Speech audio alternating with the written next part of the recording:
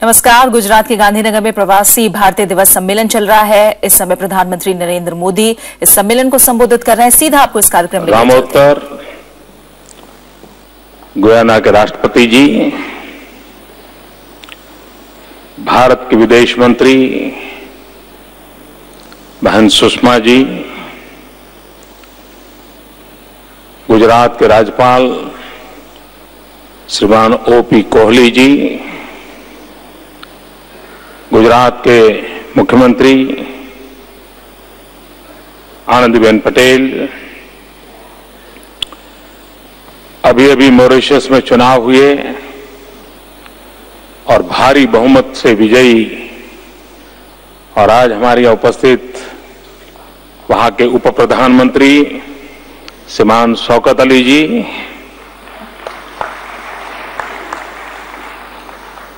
Africa के विदेश मंत्री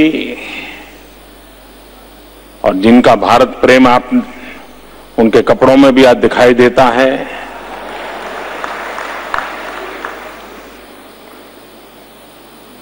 सुश्री मैते कोआना माशावाने, केंद्र में मंत्रिपरिषद के मेरे साथी श्री रविशंकर प्रसाद, जनरल बीके सिंह, श्री जयंत सिन्हा और विशाल संख्या में पधारे हुए विश्व के कोने कोने से आए हुए मेरे प्यारे भाइयों और बहनों,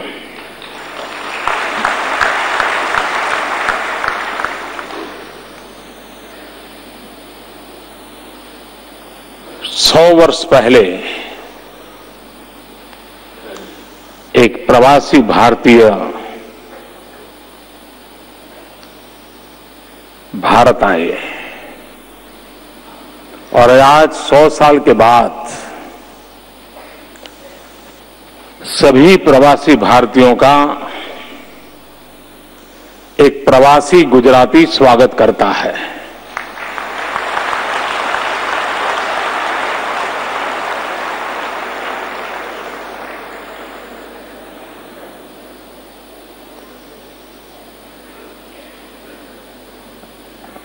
भारत के नागरिक विश्व के 200 से ज्यादा अधिक देशों में बसे हैं और मैं विश्वास से कह सकता हूं कि उन 200 देशों में सिर्फ कोई एक भारतीय मूल का व्यक्ति वहां बसा ऐसा नहीं, वहां एक प्रकार से पूरा भारत बसा हुआ है।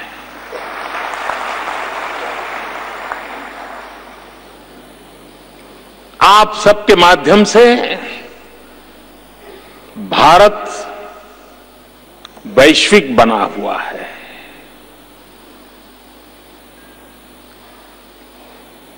100-150 साल पूर्व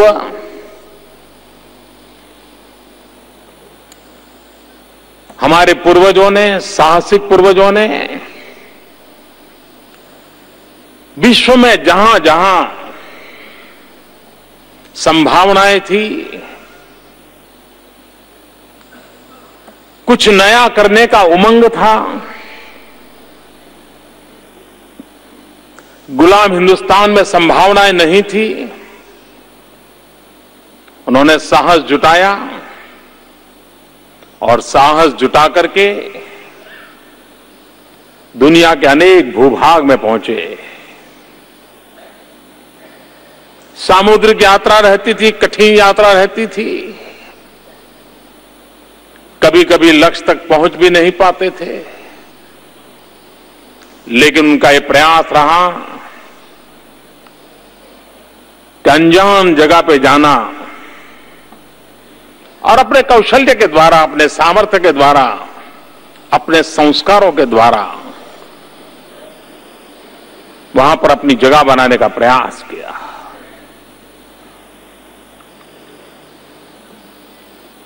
कुछ कालखंड ऐसा भी आया कि जब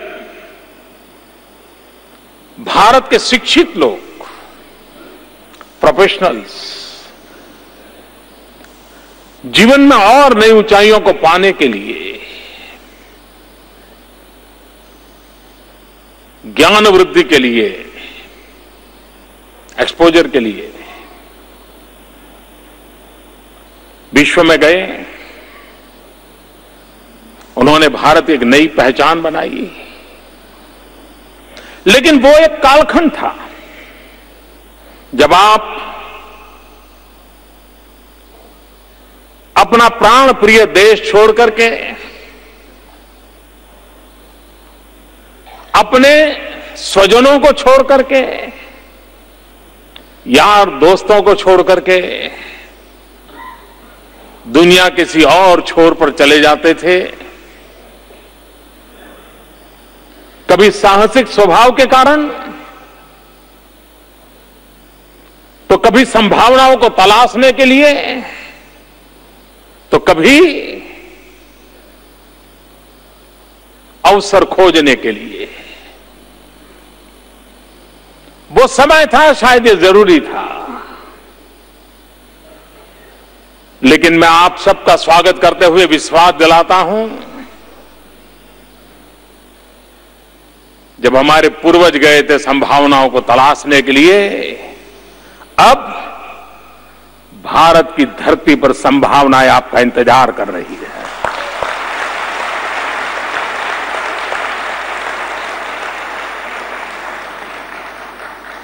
वक्त बहुत तेजी से बदल चुका है। भारत एक नए सामर्थ्य के साथ उठ खड़ा हुआ है और विश्व भारत के प्रति बहुत आशा भरी नजरों से देख रहा है। आज गयाना, साउथ अफ्रीका, मॉरिशस विशेष मेहमान के रूप में हमारे बीच में विराजमान है। मैं जब मुख्यमंत्री नहीं था, उसके पहले मुझे इन सभी स्थानों पर जाने का अवसर मिला है और गयाना के आदरणीय राष्ट्रपति जी अपनी पार्टी का और उनके फाउंडर भूतपूर्व राष्ट्रपति जी का उल्लेख कर रहे थे। उनके सुपुत्र भरत जगदेव जी जब राष्ट्रपति थे, तब मेरा काफी उनसे सत्संग हुआ था। और गयाना के लोग किसी भी समाज के क्यों न हो, किसी भी भाषा क्यों न बोलते हो, लेकिन जिस किसी को मिलो वे गयाना की आजादी में भारत की प्रेरणा का उल्लेख अवश्य करते हैं।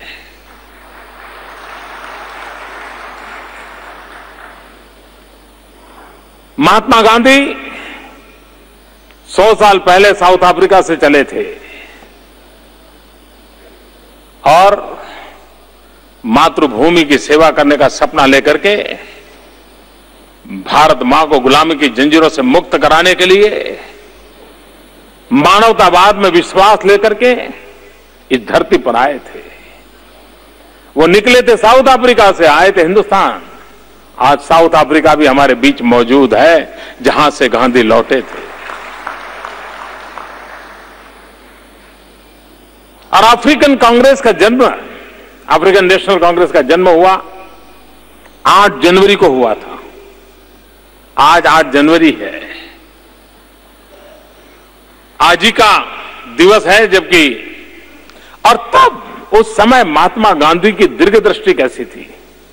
उस समय गांधी जी ने अफ्रीकन नेशनल कांग्रेस के जन्म समय पर विश्व को जो संदेश दिया था, उस संदेश में एक विश्वास झलकता था। और उन्होंने कहा था कि ये नवजागरण का प्रेरणा बिंदु बन के रहेगा।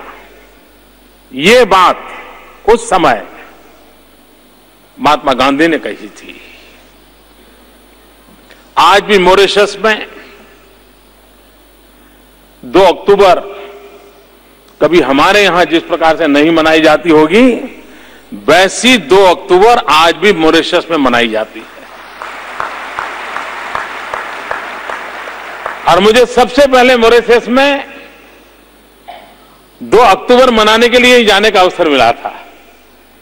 और आज भी उनका जो, जैसे हमारे यहां गुजरात में महात्मा मंदिर अब इस प्रकार के कार्यक्रमों का प्रमुख केंद्र बना है, मॉरिशस में भी गांधी सभागृह ये सबसे बड़ा केंद्र बिंदु है।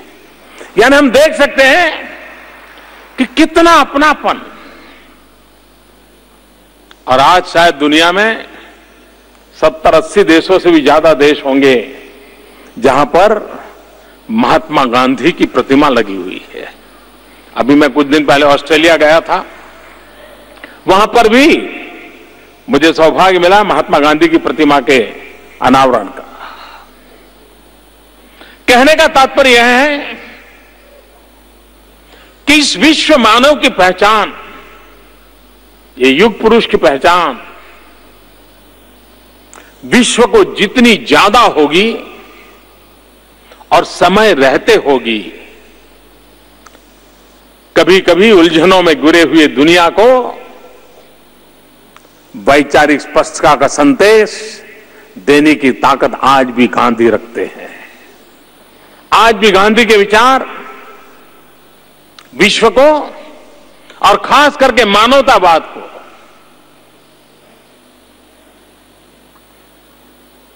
केंद्र में रख करके समस्याओं का समाधान कैसे हो सकता है, विकास की राह कैसे हो सकती है, आखिरी छोर पर बैठे हुए इंसान के जीवन में बदलाव कैसे आ सकता है, शायद गांधी से बढ़कर के चिंतन कहीं नहीं मिल सकता है। और हम सबका गर्व है, हमारे लिए सौभाग्य की बात है कि महात्मा गांधी विदेश की उस सारी दुनिया को अलविदा कर करके हमारे गांव गरीब के लोगों के लिए खप गए थे। और तभी तो आज इतिहास हर पल उनको स्मरण कर रहा है। हमारे देश के लोग जो बाहर गए, अब आप गयाना में जाएंगे, भाषा बोलना तो कठिन है वहां के लोगों को, लेकिन जब होली अगर देखोगे गयाना की, तो वैसे ही रंगों से रंगे जाते हैं जैसे हिंदुस्तान की धरती पर हम रंग जाते हैं। जब दिवाली मनाते हैं तो आपको लगेगा कि क्या दिए जगमगाते हैं, जैसे लगता है हिंदुस्तानियों को, हिंदुस्तान में रहने वाले हिंदुस्तानियों को गयाना में जलता हुआ दीप नई प्रेरणा देने की ताकत रखता है। ये हमारे लोगों ने विरासतें खड़ी की हुई विश्व में, ये ताकत खड़ी की है। और उसी ताकत को एक सकारात्मक काम के लिए, इस सामर्थ्य को विश्व में सार्थक पहचान कराने का वक्त आ चुका है। अब हम बिखरे बिखरे एक अकेले किसी कोई देश में एक कोने में हूं, अरे भाई अकेला हूं ना, भले एक हिंदुस्तानी वहां अकेला होगा, लेकिन उसके साथ पूरा हिंदुस्तान वहां जिंदा है।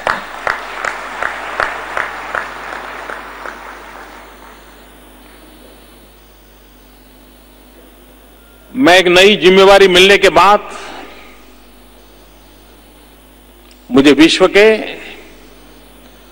50 से अधिक राष्ट्राध्यक्षों से मिलने का सौभाग्य मिला है, बातचीत करने का मौका मिला है।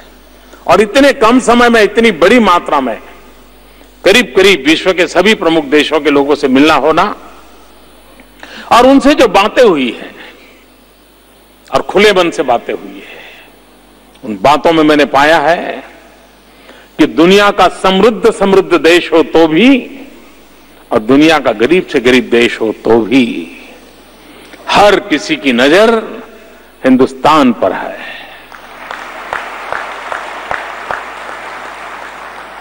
हर एक को लगता है कि हम जहां जाना चाहते हैं शायद भारत के साथ कदम मिलाकर के हम चल सकते हैं। हर कोई अपनी एकाध कोई चीज के साथ भारत को जोड़ करके देख रहा है। ऐसे अवसर बहुत कम आते हैं। अब हम हिंदुस्तान के लोग जो विदेशों में बसे हुए हैं, ये उनका कर्तव्य बनता है कि वे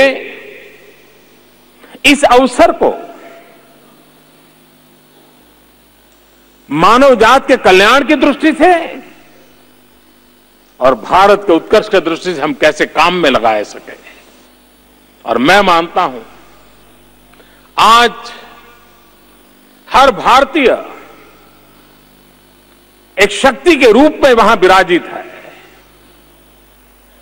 वो अगर संगठित शक्ति बनती है,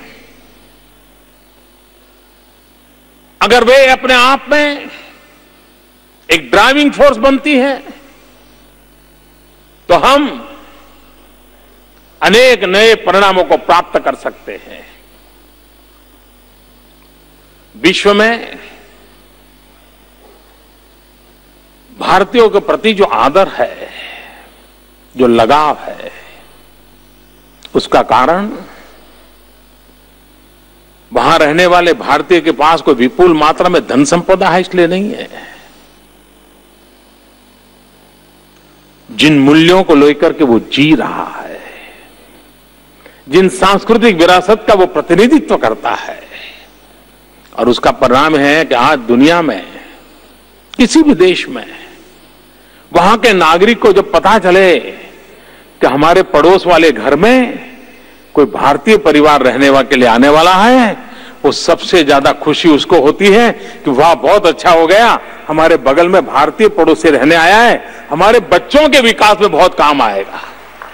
क्यों? क्योंकि फैमिली वैल्यूज वो अपने आप सीख जाएगा। दुनिया के किसी भी देश में भारतीय को यह अनुभव नहीं आता है, नहीं भाई हमारे मोहल्ले में नहीं, हमारी गली में नहीं, हमारी सोसाइटी में नहीं, ऐसा कभी अनुभव नहीं आता है।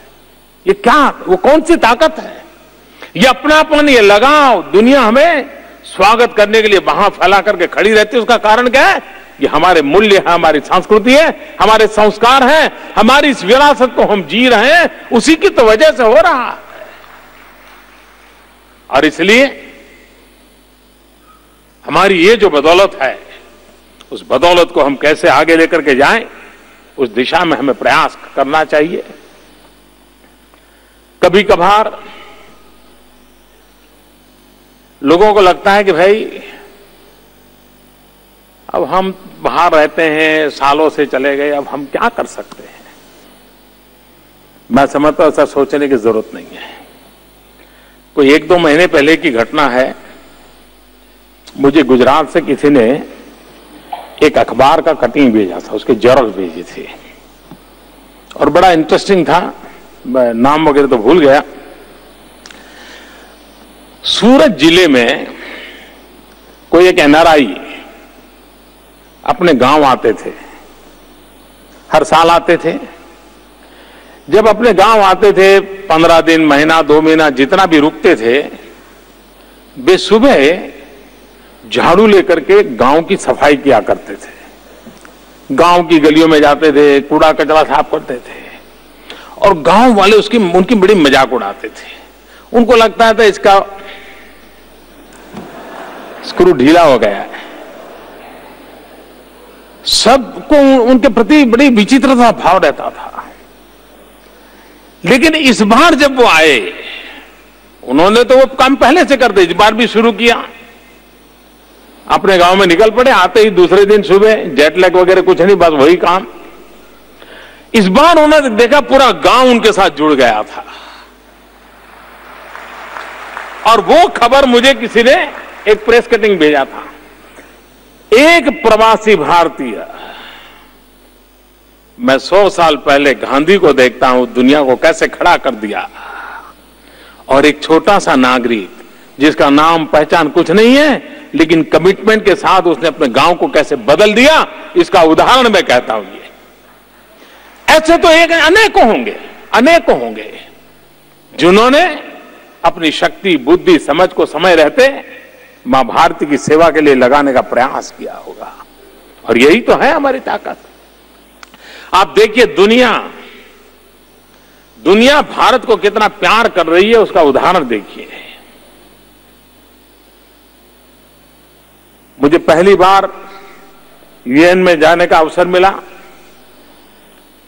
वहां मुझे भारत की तरफ से बोलना था, तो बोलते बोलते मैंने एक बात कही कि यूनाइटेड नेशन अनेक अंतर्राष्ट्रीय दिवस मनाता है, चिल्ड्रन डे मनाता है, विमेन डे मनाता है, नॉन वायलेंस डे मनाता है, क्यों न विश्व योगा डे बनाए, अंतर्राष्ट्रीय योग दिवस कैसे बने, ये मैंने वहां प्रस्ताव रखा। और यूनाइटेड नेशन के इतिहास की एक अद्भुत घटना घटी। 193 कंट्रीज है यूएन के member, out of 193 countries 177 countries ने को स्पॉन्सर के नाते उस प्रस्ताव का समर्थन किया।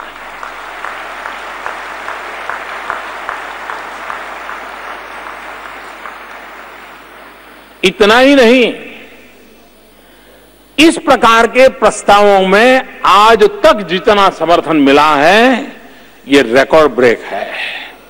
किसी भी प्रस्ताव को कभी भी इतने सारे देशों ने समर्थन किया ऐसा नहीं हुआ। 40 से अधिक मुस्लिम कंट्रीज ने समर्थन किया।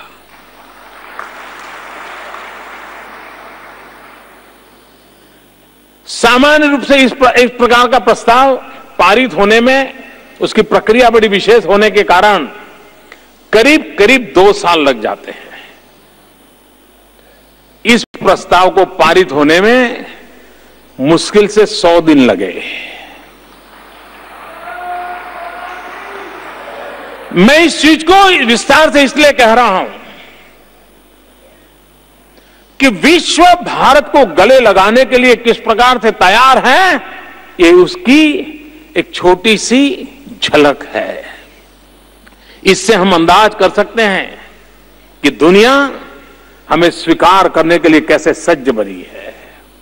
और जब विश्व हमें स्वीकार करने के लिए सज्ज बना है, तब ये हमारा दायित्व बनता है कि हम अपने आप को विश्व की अपेक्षा के अनुसार अधिक सज्ज करें, अधिक सामर्थ्यवान बनाए। दुनिया को देने के लिए हमारे पास क्या नहीं है। अगर आवश्यकता है तो हमारे भीतर एक विश्वास की आवश्यकता है, अपने पर भरोसे की आवश्यकता है। और आखिरकार महात्मा गांधी ने आजादी दिलाई तो इसी मंत्र से दिलाई थी कि उन्होंने हर हिंदुस्तानी के दिल में आजादी की आग भर दी थी, आत्मविश्वास भर दिया था। और झाड़ू लगाए तो भी आजादी के लिए करता हूं, बच्चों को पढ़ाएं तो भी आजादी के लिए करता हूं, खादी पहने तो भी आजादी के लिए कर रहा हूं, सेवा का कोई प्रकल्प करे तो भी मैं आजादी के लिए कर रहा हूं, ऐसा एक जन आंदोलन खड़ा कर दिया था। हम भी इस मानवतावाद की आज सबसे बड़ी जरूरत है, तब इन्हीं आदर्शों को लेकर के विश्व के सामने भारत एक आशा की किरण लेकर के बैठा है, तब अपने आप को सज्ज करने का प्रयास हमारे लिए बहुत बड़ी आवश्यकता है। ये प्रवासी भारतीय दिवस जब अटल बिहारी वाजपेयी जी प्रधानमंत्री थे, तब 2003 में प्रारंभ हुआ और निरंतर चल रहा है। लेकिन बीच में थोड़ा थोड़ा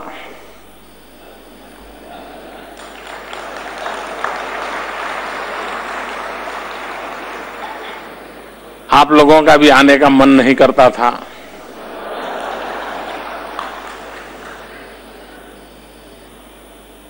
बहुत कम लोग आते थे।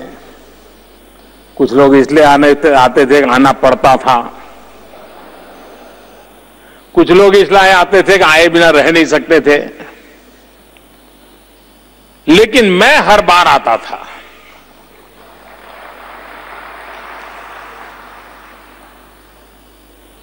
और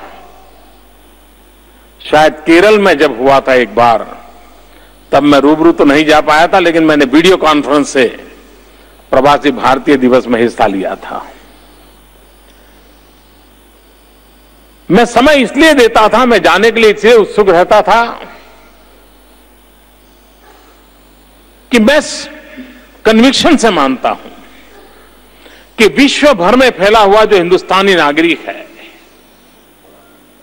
वो आज के वैश्विक परिवेश में भारत की बहुत बड़ी ताकत है, बहुत बड़ी पूंजी है।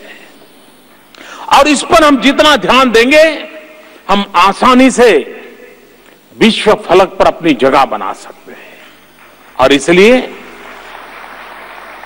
जिस प्रकार से विश्व में रहने वाले भारतीयों के साथ भारत का नाता महत्वपूर्ण है, उतना ही भारत के लिए विश्व में रहने वाले भारतीयों के प्रति नाभि का नाता उतना ही जरूरी है। ये वन वे नहीं है, ये दो तरफा है। और इस दो तरफा को बल देने का हमारा प्रयास है। विश्व में रहने वाला हमारा हिंदुस्तानी एक बात मैंने बराबर देखी है कि भारत में अगर कोई भी पीड़ादायक घटना हुई हो, कोई हादसा हुआ हो सकता है सालों से हिंदुस्तान छोड़ करके गया हो, भाषा भी मालूम न हो, घटना घटी हो, भौगोलिक रूप से वो कहां है वो भी मालूम ना हो, लेकिन हिंदुस्तान में हुआ है, इतना कान पर पड़ते ही या टीवी पर आंख से देखते ही दुनिया के किसी भी कोने में रहने वाले हिंदुस्तान की आंख में से आंसू टपकते हैं। उसको उतना ही दर्द होता है जितना दर्द हिंदुस्तान में जो इस घटना को अनुभव कर रहा है उसको पीड़ा होती है, उतनी ही मेरे देशवासी जो दुनिया में बसे हैं उनको पीड़ा होती है। मुझे याद है जब कच्छ का भूकंप आया था गुजरात में, विश्व का कोई हिंदुस्तानी ऐसा नहीं होगा जिसने उस समय गुजरात के आंसू पहुंचने का प्रयास न किया। ये विश्व भर में फैला हुआ हमारा भाई, जिसको हिंदुस्तान के प्रति इस प्रकार का लगाव है, उस प्रकार का नाता है, यहां के दुख के लिए दुखी, यहां के सुख के लिए सुखी। जब मंगलायान की सफलता हुई, मार्स ऑर्बिट पे हम लोग पहुंचे, पहले प्रयास में पहुंचे, सिर्फ हिंदुस्तान नाचा था नहीं, दुनिया भर में पहुंचा हुआ हिंदुस्तानी भी नाचा था। उसके लिए गर्व की बात थी कि मेरा देश ये प्रगति कर रहा है। इस ताकत को हम कैसे आगे बढ़ाएं, उस दिशा में हम सोच रहे हैं। मैं जानता हूं, जब मैं मुख्यमंत्री भी नहीं था, प्रधानमंत्री भी नहीं था, तब भी मैं विश्व के कई लोगों से मिलता था, तो मैं उनकी शिकायतें भी जरा सुनता रहता था और मैं देख रहा था भारी शिकायतें रहती थी। हमने आने के बाद कुछ महत्वपूर्ण घोषणाएं की थी। जब मैं विदेश प्रवास में था तो चाहे ऑस्ट्रेलिया हूं, चाहे फिजी रहा, चाहे अमेरिका गया, जो बातें मैंने बताई थी कि हम ये करेंगे, आज मैं गर्व के साथ आपको हिसाब देता हूं कि हमने जो कहा था वो सब पूरा कर दिया है।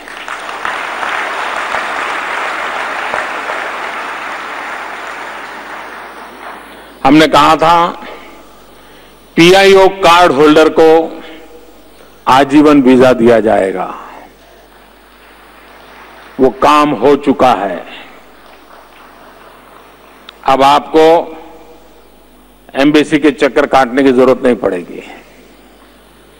दूसरी एक समस्या थी, वो क्यों थी वो अभी भी मेरे समझ में नहीं आता है। जो पीआईओ कार्ड होल्डर जो थे और भारत में आकर के रहते थे, तो हर सप्ताह उनको पुलिस स्टेशन जाना पड़ता था, कुछ सिखाने के लिए नहीं, हाजिरी लगानी पड़ती थी। और जब मैं ये सुनता था तो मुझे होता है ये क्यों ऐसा क्यों हो रहा है। लेकिन जब ये काम करने की जिम्मेवारी मेरी आई, ये नियम अब समाप्त कर दिया गया है।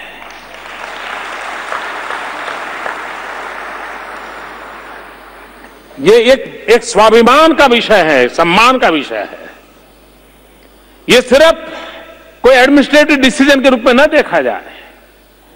आज सरकार में बैठे हुए लोगों के लिए आपके सम्मान का महत्व क्या है, वो इस निर्णय में दिखाई देता है। एक मैंने कहा था,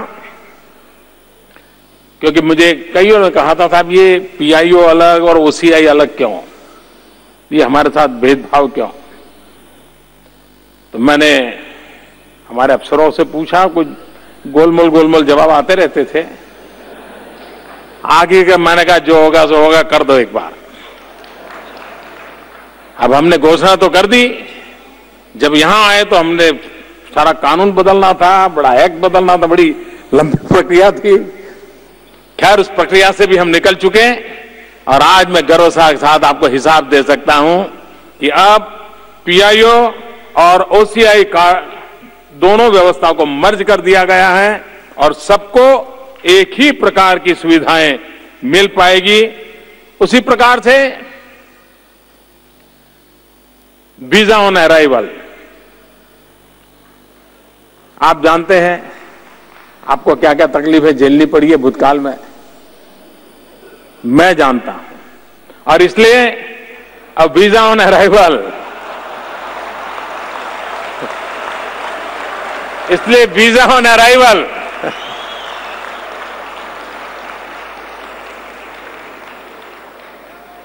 आपके लिए ये सुविधा कर दी गई है।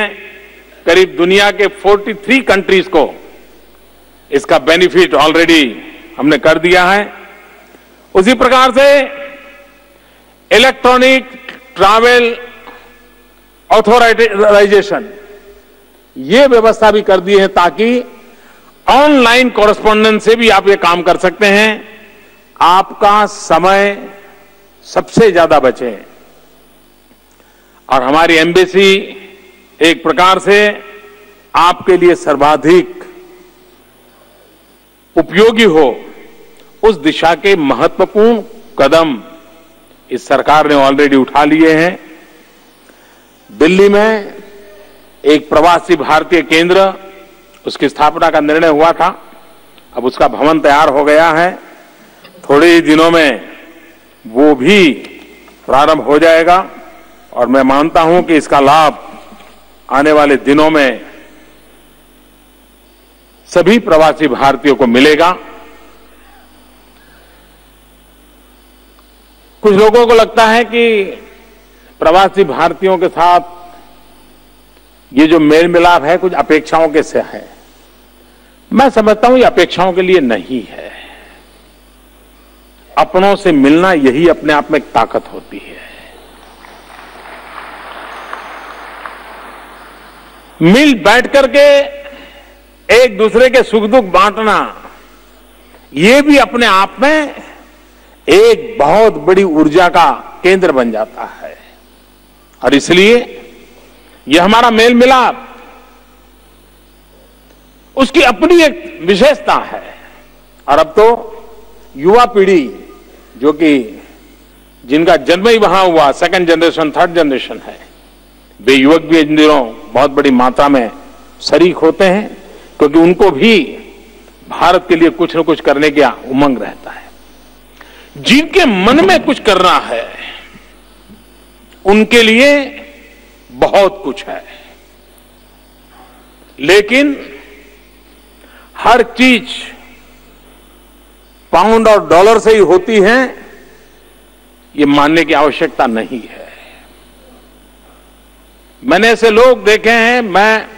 मैं जब गुजरात में हम भूकंप के लिए काम कर रहे थे,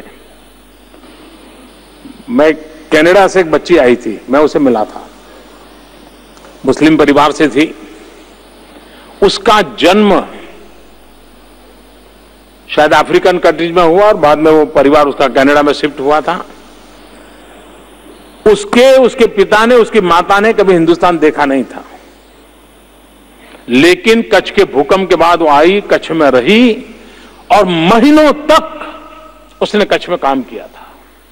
ये जो ताकत है, ये ताकत जो है, इसको हमने समझने की आवश्यकता है। हमारे पास ज्ञान है, हमारे पास अनुभव है, हमारे पास एक विशिष्ट परिस्थिति में काम करने का एक्सपोजर है, हम एक अलग प्रकार की डिसिप्लिन से गुजरे हुए लोग हैं। ये वो चीजें हैं जो हम अपने यहां इंजेक्ट कर सकते हैं, इसको ला सकते हैं और हमारे रहते हुए कुछ समय अपने लोगों के साथ बिता करके हम इन चीजों को कर सकते हैं और ये भी देश की बहुत बड़ी सेवा होती है। इन दिनों स्वच्छ भारत का एक अभियान चलाया है, लेकिन एक बहुत बड़ा महत्वपूर्ण काम जो मैं जानता हूं आप सबके दिलों में भी वो उतनी ही ताकत रखता है, आपके दिलों को भी छूने के लिए उस बात में उतना ही सामर्थ्य है और वो है मां गंगा की सफाई।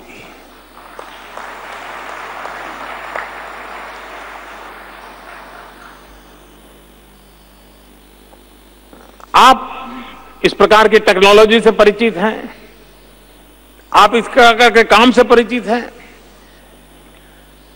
एक नमामि गंगे फंड क्रिएट भी किया गया है कि दुनिया के जो भी लोग गंगा के अंदर अपना योगदान देना चाहते हैं, वो आर्थिक मदद करना चाहते हैं वो दे सकते हैं, जो समय देना चाहते हैं समय दे सकते हैं, जो ज्ञान परोसना चाहते हैं वो ज्ञान दे सकते हैं, जो टेक्नोलॉजी लाना चाहते हैं वो टेक्नोलॉजी ला सकते हैं। एक प्रकार से विश्व भर में फैले हुए समाज जिसके मन में गंगा के प्रति और गंगा की क्या ताकत है, पूरे मॉरिशस को कोई एक जगह जोड़ती है, कोई एक जगह आंदोलित करती है, तो मॉरिशस का गंगा सागर है।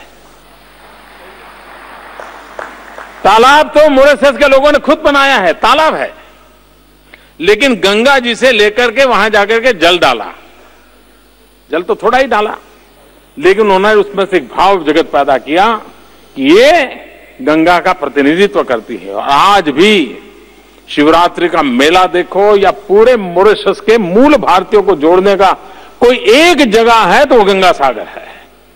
हिंदुस्तान से दूर गंगा नाम से बना हुआ एक तालाब भी पूरे मॉरिशस को सांस्कृतिक विरासत जगाने की प्रेरणा दे सकता है। और जब शौकत अली जी को सुनोगे तो आपको पता चलेगा कि किस प्रकार से उसने वहां के जीवन को बदला है।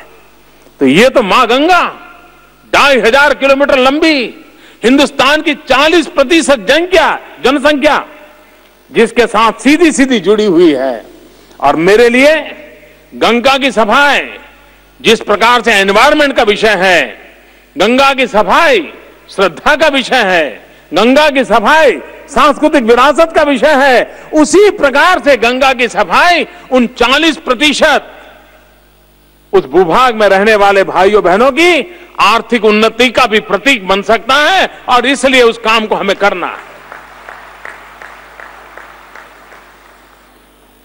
और जिन राज्यों से मां गंगा गुजरती है वहां पर आर्थिक उन्नति के लिए हम जितना करें उतना कम है।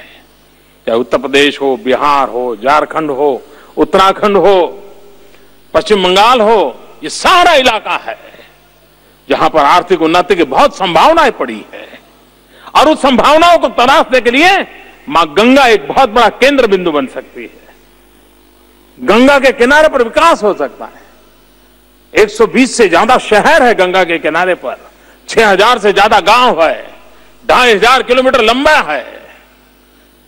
और काशी जैसा तीर्थ क्षेत्र हो या हरिद्वार ऋषिकेश हो या गंगोत्री जमुनोत्री हो, क्या कुछ नहीं है। इस विरासत को लेकर के हम आगे बढ़ना चाहते हैं। मैं आपको निमंत्रण देता हूं, आइए, आपका ज्ञान बुद्धि सामर्थ्य जो कुछ भी हो इसके साथ जुड़िए।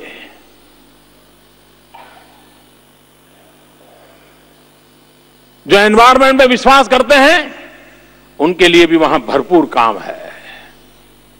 जो इंक्लूसिव ग्रोथ में विश्वास करते हैं उनके लिए भी भरपूर काम है। जो रूरल डेवलपमेंट में विश्वास करते हैं उनके लिए भी भरपूर काम है। जो एडवेंचर चाहते हैं उनके लिए भी भरपूर काम है। मां गंगा सबको समेटे हुई है। उस मां गंगा से जुड़ने का अवसर मतलब हजारों साल की सांस्कृतिक धारा के साथ जुड़ने का अवसर है। उस अवसर को हम लें और उसी का हम उपयोग करें, ये मैं आपसे प्रार्थना करता हूं। मैं आज भारत ने विकास यात्रा पर कहां से कहां पहुंच रहा है, किस तेजी से बढ़ रहा है, उसके लिए आपका समय नहीं लेना चाहता, क्योंकि 11 तारीख को मैं एक दूसरे अवसर पर फिर से इसी सभागृह में आ रहा हूं। उस समय में काफी विस्तार से बातें करनी होगी, क्योंकि आर्थिक विषयों से जुड़ा हुआ वो कार्यक्रम है। लेकिन मैं चाहता हूं कि आपकी शक्ति और सामर्थ्य, हमारे यहां शास्त्रों में एक बहुत ही बढ़िया श्लोक विदेश में रहने वाले लोगों के लिए है, बड़ा अच्छा है, इसलिए मैं उसका यहां जिक्र करना चाहता हूं। शास्त्र कहते हैं, यस्तु संचरते देशान सेवते यस्तु पंडितान, यस्तु संचरते देशान सेवते यस्तु पंडितान, तस्य विस्तारिता बुद्धि ही तैल बिंदु रिवांभसी। उसका सीधा मीनिंग यह है कि जो विश्व में भ्रमण करता है वो इतना ज्ञान और अनुभव अर्जित करता है, और वो ज्ञान अनुभव इतना पैना होता है, इतना ताकतवर होता है कि कितना ही गहरा समंदर क्यों न हो, पानी का कितना ही बड़ा सागर क्यों न हो, लेकिन उस पर एक तेल बिंदु पड़े तो जिस प्रकार से उस पर प्रभावी हो जाकर के फैल जाता है, ये विश्व भर में भ्रमण करने के पाया हुआ ज्ञान भी उतना ही ताकतवर होता है। ये मंत्र कह रहा है, और वो ताकत के धनी आप है, वो ताकत के धनी आप है। उस ताकत का उपयोग मां भातृ की सेवा के लिए कैसे लगे, आने वाले दिनों में भारत जो विकास की नई ऊंचाइयों को पार कर रहा है, आप भी उसके साथ जुड़िए। इस महान सांस्कृतिक विरासत से विश्व को परिचित कराइए, और जिस मंत्र को लेकर के हमारे पूर्वजों ने विश्व की कल्पना की थी, हम ही तो लोग थे जिन्होंने सबसे पहले विश्वास से कहा था, वसुधैव कुटुंबकम, होल वर्ल्ड इज फैमिली।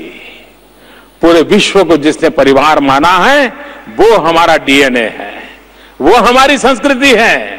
उस पूरे विश्व को जिसने परिवार माना है, उसका एक दायित्व बनता है कि मानवतावाद के विषय को लेकर के पूरे विश्व में हम एक ताकत के साथ पहुंचे। फिर एक बार मैं गयाना के राष्ट्रपति जी हमारे बीच आए, उनका स्वागत करता हूं, उनका आभार व्यक्त करता हूं। साउथ अफ्रीका की विदेश मंत्री हमारे बीच आई, मैं उनका भी स्वागत करता हूं, उनका अभिनंदन करता हूं। और मॉरिशस के उप प्रधानमंत्री जी हमारे बीच आए, मैं उनका भी आभार व्यक्त करता हूं। आज के अवसर पर राष्ट्रपिता जी के 100 साल वापस आने की स्मृति में भारत सरकार ने 100 रुपये का और 10 रुपये का सिक्का आज हमने दिया है। उसी प्रकार से पोस्टल स्टैंप भी आपके सामने रखा है। पोस्टल स्टैंप और ये सिक्के इतिहास की धरोहर बनते हैं। आज भी आपने देखा होगा, पुरातत्व विभाग जो रहता है, आर्कियोलॉजिकल डिपार्टमेंट, वो इतिहास की कड़ी जोड़ने के लिए पुराने कॉइन जो मिलते हैं वो उसकी सबसे बड़ी ताकत होते हैं। उसके आधार पर वो तय करते हैं कि 400 साल पहले कहां कौन सी करेंसी थी, और वो करेंसी 1000 किलोमीटर दूर, 2000 किलोमीटर दूर, 7 समंदर पार कहां कहां पर दिखाई दी। उसके आधार पर 1000 साल पहले किस प्रकार का विश्व व्यापार था, किस प्रकार के सांस्कृतिक संबंध है, इसकी सारी कड़ी जोड़ने में यह काम आता है। सिक्कों का महत्व आज भी उतना ही है और विश्व में कई ऐसे लोग हैं जो इस प्रेरणा को लेकर के चलते हैं। मेरे मन में एक विचार है, विदेश में रहे हुए हमारे मित्र उस काम को अगर कर सकते हैं तो ज्यादा अच्छा होगा। क्या हम इस प्रवासी भारतीय दिवस पर विशेष योगदान करने वाले लोगों का तो सम्मान करने का हमें सौभाग्य मिलता है, जिन्होंने अपने अपने जो अपनी कर्मभूमि है वहां भारत का झंडा ऊंचा रखने के लिए कुछ न कुछ योगदान किया होता है। लेकिन क्या भविष्य में अगर विदेश की जो यंग टीम है वो आगे आए तो मैं इस कार्यक्रम को भारत के माध्यम से करना नहीं चाहता, बाहर के लोग करें। तो मेरे मन में विचार है कि हम आज का जो इंफॉर्मेशन टेक्नोलॉजी का युग है, कम्युनिकेशन की नई दुनिया है, उसका उपयोग करते हुए भारत को जानो,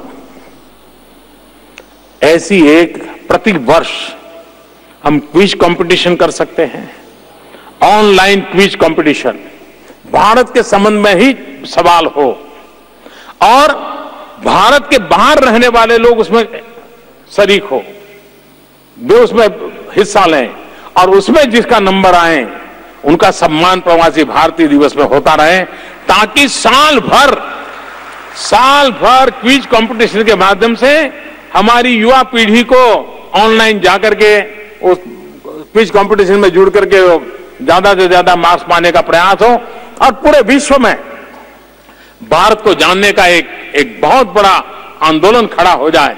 उस दिशा में हम प्रयास कर सकते हैं। मैं फिर एक बार आप सबको प्रवासी भारतीय दिवस पर बहुत बहुत शुभकामनाएं देता हूं और पूज्य बापू ने भारत आकर के भारत को गुलामी की जंजीरों से मुक्त कराया, इतना ही नहीं, भारत का मानवतावाद का संदेश था और पूरे विश्व को पहुंचाया।